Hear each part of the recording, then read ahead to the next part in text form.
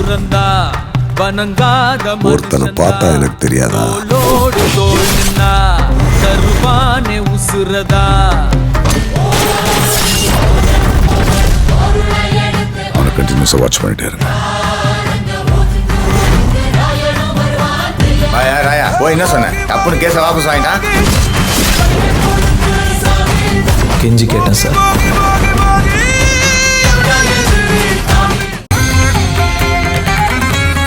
என் பின்னாடி வராதுன்னு சொல்றல, ஏன் அதை புரிஞ்சுக்கவே மாட்டேங்கிற?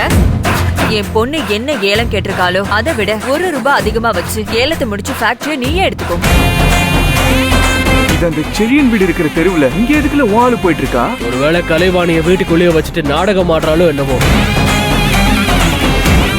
புன்னகை பூவே நாளை பகல் 1 மணிக்கு உங்கள் சன் டிவியில்.